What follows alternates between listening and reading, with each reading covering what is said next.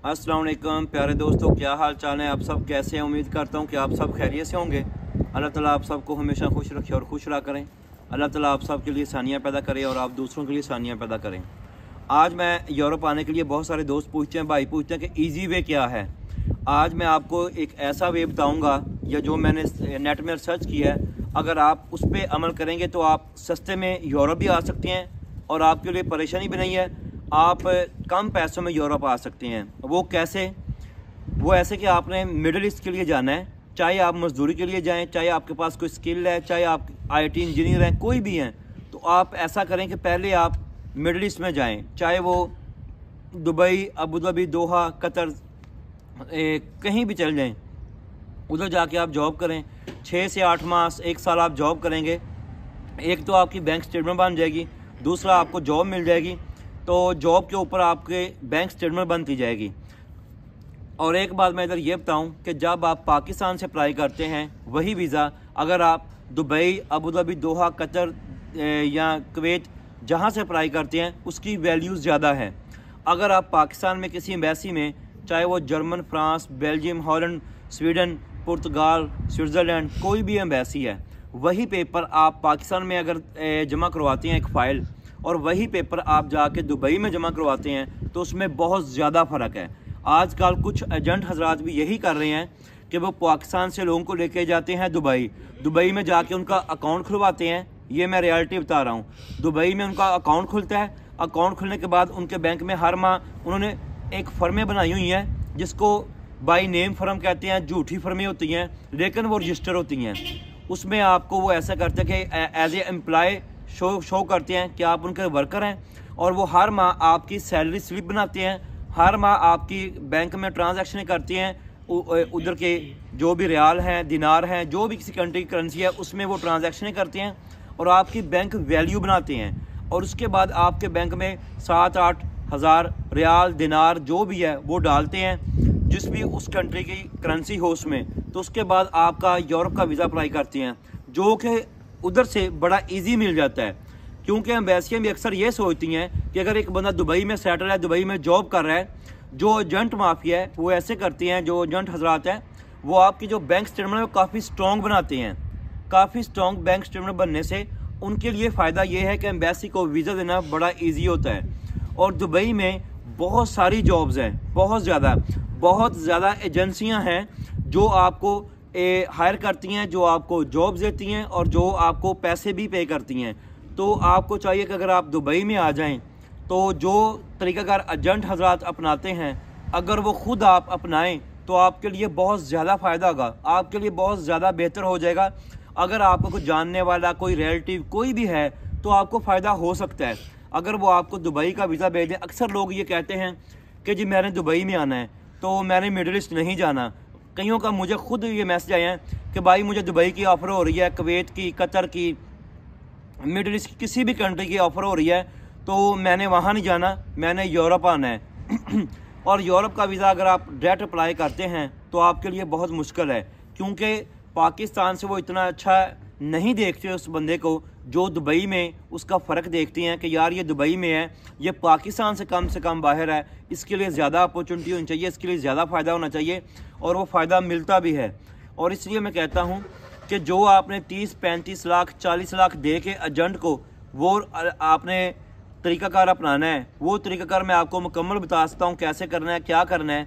अगर वो आप खुद कर लें और आपकी दुबई में अर्निंग भी होगी। एजेंट हजरात तो आपको दुबई लेके जाते हैं, वो 6 माह उधर रखते हैं आपको, आपका अकाउंट खुलवाएंगे, आपकी उधर रजिस्ट्रेशन करेंगे घर की, उधर आपको जाहिर करेंगे कि ये बंदा इधर रह रहा है, ये बंदा इधर काम कर रहा है, इसकी बैंक में ट्रांजैक्शन अच्छी हो रही हैं, ये एम्प्लॉयर है।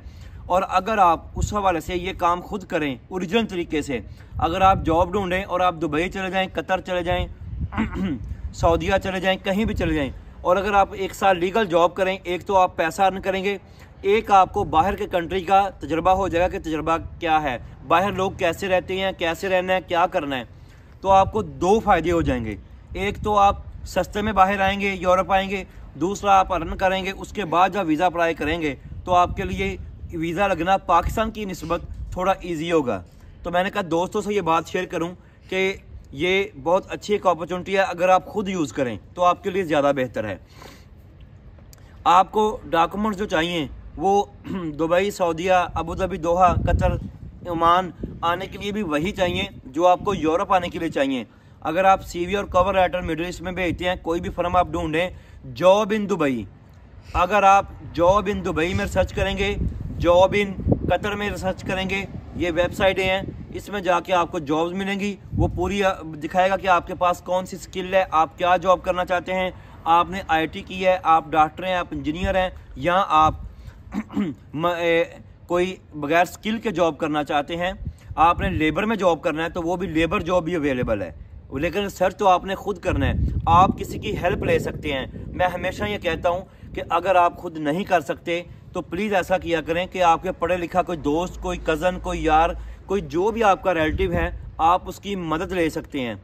और जब आप मदद लें तो मैं ये कहता हूँ कि नहीं तो आप जो फाइल मेकर होते हैं, जो फाइल बनाते हैं और जो 10 से 12,000 15,000 रुपया लेते हैं, आप उसको बोलें वो CV और कवर लेटर बना के आपका दुबई में, अबू धाबी, दोहा, कतर, ओमान में अप्लाई करें। जब आपका आंसर आएगा तो आप वो फाइल तैयार करें। फाइल तैयार करने में आपको ID card, passport, FRC, MRC, मैं कहता हूँ बार बार बर्थ सर्टिफिकेट चाहिए, और जो बाकी कोई चीज़ अगर कोई रिक्वायरमेंट होगी, या आपका तजर्बा क्या है, आपका एक्सपीरियंस कितना है, वो लेटर चाहिए, वो आप बनवा लें कहीं से, वो आप फाइल में जमा करवाएंगे। उसके बाद जब आप दुबई में 1 साल गुजार लेंगे, एक तो मेरी बात यार कि आपको तजर्बा और एक्सपीरियंस हो जाएगा, परदेश क्या चीज़ है, क्या आप आगे जाके सर्वाइवल कर सकते हैं, आपको आगे जाके कैसा लगेगा, क्या कर सकते हैं आप। और जब आप आगे चले जाएंगे आपको ज़्यादा एक्सपीरियंस होगा। दुबई में 1 साल रहेंगे, आपको ये भी होगा। मैंने कुछ दोस्तों ने मेरे से रब्ता किया है, वो यूरोप में आए हैं, और देखने वाले शायद बोलेंगे कि ऐसा नहीं है, मैं रियलिटी में कह रहा हूँ। उन्होंने मुझे पूछा कि जी हमने वापस जाना चाहते हैं, हम वापस कैसे जाएं। मैंने उनको बड़ा रोका कि भाई लोग तरस रहे हैं बाहर आने के लिए, तो आप क्यों जाना चाहते हैं। और कईयों का जवाब ये है कि भाई हमारा दिल नहीं लगता कि हम क्या करें हमारा दिल नहीं लगता, हम वापस जाना चाहते हैं, हमें याद आती है, हमें ये है वो है, इधर पेपर मिलने में देर हो जाएगी। तो इसलिए मैं कहता हूँ कि अगर आप दुबई में आएंगे, अबू धाबी, दोहा, कतर, जहाँ भी आप आएंगे, आपको एक प्रदेश में तजर्बा हो जाएगा कि क्या आप घर से बाहर आके सर्वाइवल कर सकते हैं, क्या आप रह सकते हैं, तो आपके लिए फ़ायदा होगा। तो अगर आप पहले पाकिस्तान से दुबई या अबू धाबी दुबई आएँ तो आपका लाख से 1.5 लाख रुपया, मैक्सिमम 2 लाख। और मेरे सुनने में ये बात आई है कि जो एजेंट हजरात हैं वो 2-2 साल का दुबई का, अबू धाबी का, कतर का, दोहा का जो आपको वीज़ा है वो 3 से 4 लाख रुपए में 2-2 साल का वीज़ा लेके दे रहे हैं, परमानेंट वीज़ा। अगर आप वो भी लेके आ जाएं तो आगे आप खुद कोशिश करें। या मैं दोबारा कहता हूं, अगर आप इधर आके सेटल हो गए हैं, आपने पैसा अर्न कर लिया है, अगर पाकिस्तान में एजेंट 40 लाख मांग रहे हैं तो दुबई, दोहा, कतर से वो 40 नहीं मांगेंगे, वो आपसे हो सकता 10-12 लाख रुपए मांगे, आपको यूरोप का वीज़ा दिलवा दें। तो आपके लिए बेहतर स्टेप होगा। आप इस पर सोचें, कोशिश करें, और एक आपको तजर्बा होगा, दूसरा आप पैसे अर्न करेंगे। आप सिर्फ 1.5 से 2 लाख 3 लाख में आप यूरोप आ सकते हैं। इनडायरेक्ट आएंगे लेकिन आप यूरोप आएंगे। तो आप ये बात अगर पसंद आए तो इस पर अमल कीजिएगा, बाकी मर्जी आपकी, मेरा काम आपको मशवरा देना है। तो जॉब इन दुबई में ढूंढें, जॉब इन कतर में ढूंढें, तो बहुत सारी जॉब्स अवेलेबल हैं। करना सब कुछ आपने है, मैं सिर्फ आपको गाइड कर सकता हूँ, मैं आपको बता सकता हूँ, तो मैं कर कुछ नहीं सकता आपके लिए। करना प्रैक्टिकली आपने खुद है, क्योंकि आप खुद कुछ नहीं करेंगे तो कुछ नहीं होगा। पहला बंदा है जो आपको पूरी दुनिया में आपकी हेल्प कर सकता है, आपके लिए सब कुछ कर सकता है, वो आप खुद हैं। आप अपने लिए आपने सबसे पहला स्टेप आपने उठाना है, आपने करना है तो आगे कुछ होना है। अल्लाह ताला ने भी कहा कि हीला करो तो वसीला बन जाएगा। तो पहले फर्स्ट स्टेप आपने ही लेना है। दुआ में याद रखें, चैनल को लाइक करें, सब्सक्राइब करें और शेयर करें। प्लीज़ आपसे मैं बात कर रहा हूँ, रिक्वेस्ट भी कर रहा हूँ कि चैनल को प्लीज़ सब्सक्राइब कर दें। दुआ में याद रखें। अल्लाह हाफिज़।